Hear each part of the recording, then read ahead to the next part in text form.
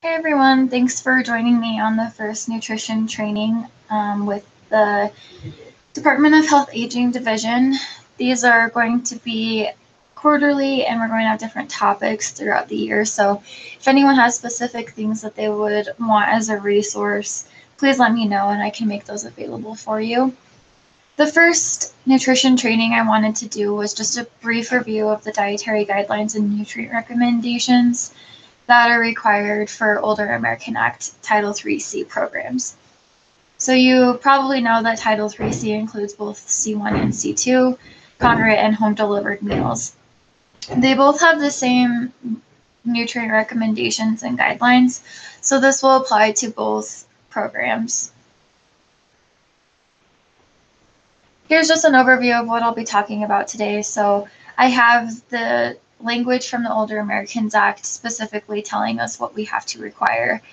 And under that is the dietary guidelines for Americans and then dietary reference intakes. So for this presentation, I'm just going to go into detail about these two specific requirements required by the Older Americans Act.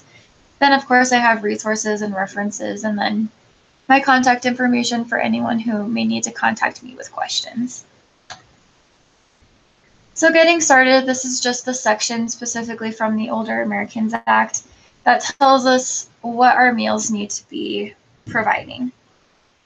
So the first part is that we do require a dietitian or someone with comparable expertise to plan and approve meals. And then the second part is that the project has to provide meals that are, number one, compliant with the dietary guidelines for Americans. And this is the most recent guidelines. So just making note that these are published every 5 years. So we need to be in compliance with the most recent guidelines. And then the second part is that they have to provide a minimum of 33 1/3% of the dietary reference intakes. And this is if we're providing one meal per day.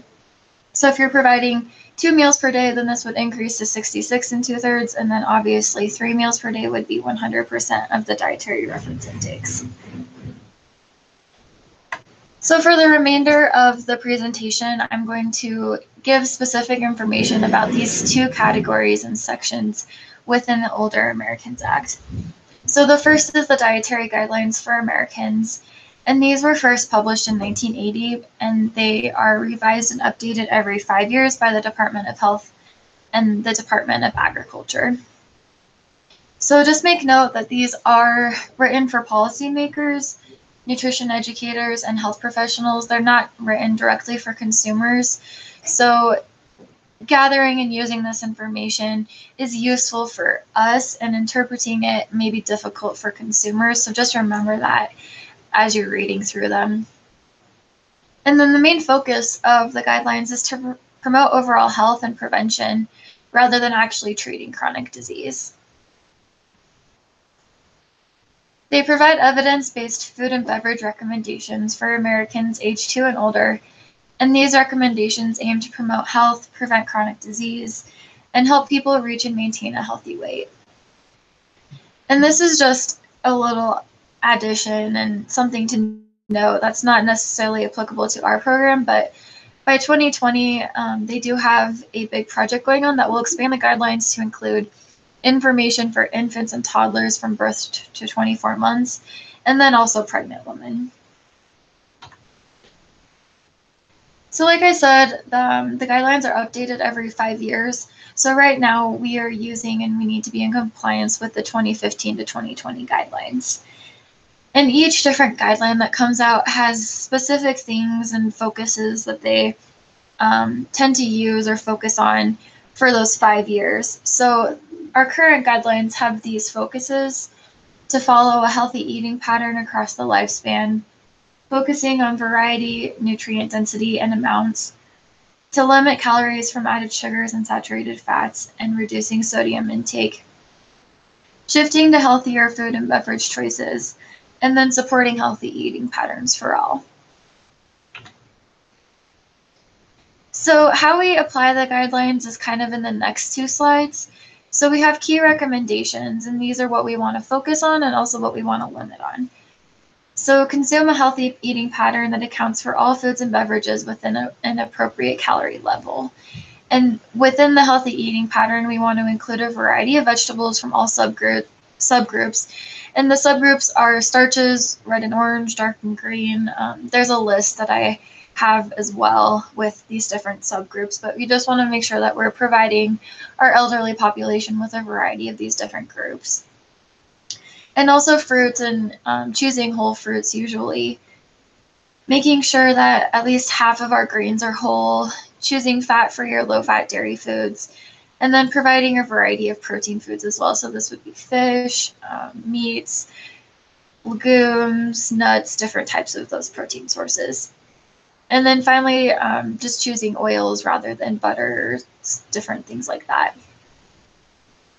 And then those are the things that we want to promote, whereas we want to limit saturated fats and trans fats, added sugars, and sodium. Then there's the quantitative key recommendations. So these specifically have quantitative measures on the recommendations provided by the guidelines. And these are just consuming less than 10% of calories from added sugars and also saturated fats, being mindful and consuming less than 2,300 milligrams per day of sodium.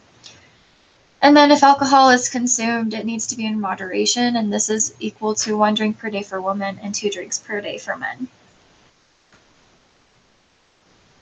So this is kind of the nitty-gritty when it comes to the Title IIIC programs, and this is how we apply it to our programs. I'm not going to go and read off each different servings per meal, but I do have listed here and also in the handout the food groups that we should be including on each elderly's plate. And this is broken down into servings per meal, and then on the far right, it's servings per day. So you'll see that the servings per meal, this is what we should be aiming for and what our elderly plate should really be looking like. So I have the number of servings here that should be on the plate per meal, and then what an equivalent looks like. So for example, a serving of grain would be a 1 ounce equivalent, which would be equal to 1 slice of bread. So if you have specific questions, feel free to reach out to me, but it's pretty straightforward, and so I'm not going to go into specific detail on this presentation about this information. But I do have the 5 different food groups listed here. One additional thing that I wanted to include with the guidelines was the USDA food guides. So you may know or be aware of the past food guides, which were the pyramids, and they had grains on the bottom and just went up from there of what you should be eating the most to what you should be eating the least at the top. So my plate was introduced in 2011, and that is what replaced the pyramid. And my plate was updated with the release of the 2010 Dietary Guidelines. And it basically is just trying to illustrate a real life setting in the setting of a meal and what our plates should really be looking like. That's pretty much the summary of the Dietary Guidelines. Again, I just want to emphasize that you need to be updating and be in compliance with the most recent guidelines. So in 2020, when the new guidelines come out, I will make sure that you are aware that we have to be following those new guidelines as well. So also included in the Older Americans Act requirement is the dietary reference intakes. So the DRIs can kind of be looked at as an umbrella. And under that umbrella, we have 4 different categories of intake levels. The first being an estimated average requirement, and this is the intake level for a nutrient which 50% of the population will be met. Next is a recommended dietary allowance, and this is the average daily level sufficient to meet the nutrient requirements of nearly all healthy people.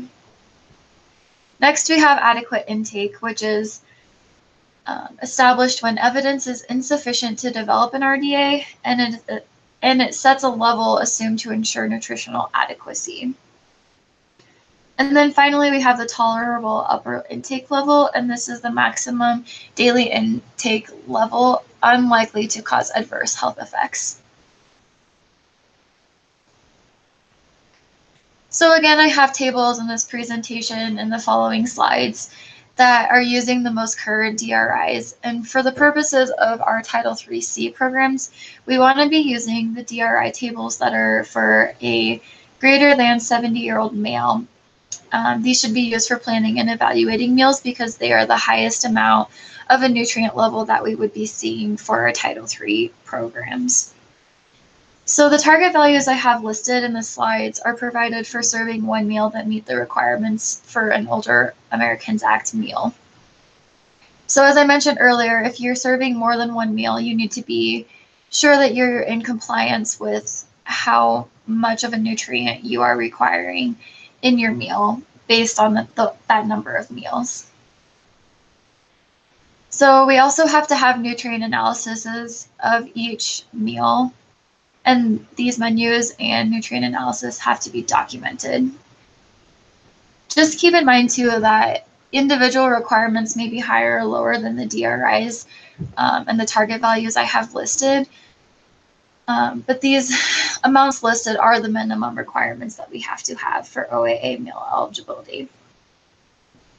And then also please note that nutrient requirements may be averaged over 1 week to allow more flexibility in menu planning. So again, here I have listed specific nutrient values and target values based on the DRI recommended dietary allowances and adequate intake.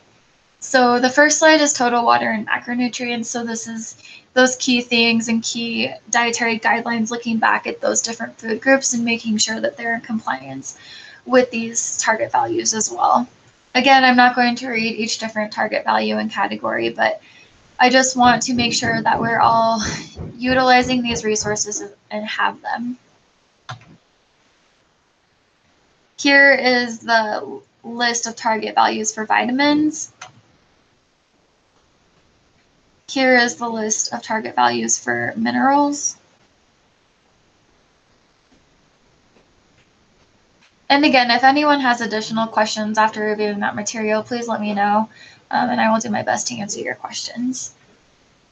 And so the last thing I wanted to talk about within the DRIs is just kind of a rationale for why we require these nutrient recommendations. And this information comes specifically from an article who followed Older American Act meals provided to the elderly population. And they kind of pointed out just key concerns of nutrients that we see in the older adult population. So I wanted just to include these nutrients and why we kind of focus on these when we're menu planning. And so the first is protein. And basically we just see that many adults need a higher protein intake because of many reasons, but in the article it specifically says to maintain nitrogen balance due to decreased efficiency of protein synthesis and impaired insulin action.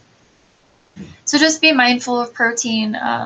Some adults may need more, some may need less, but we want to make sure that we're providing that minimum amount of protein intake.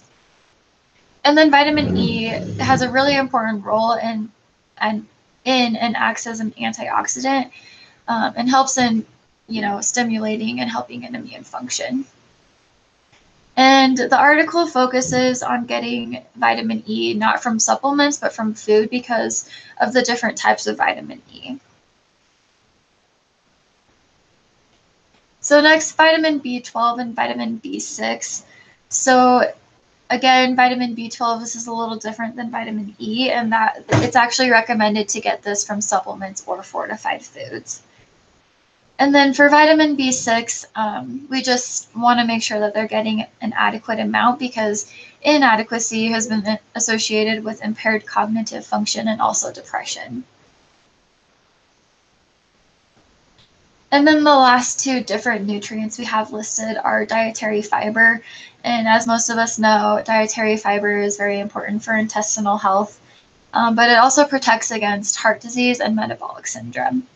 So the study also showed that most people don't get the minimum amount of fiber. So again, just being mindful that we want to be sure our older adults are receiving this nutrient in the foods we're providing.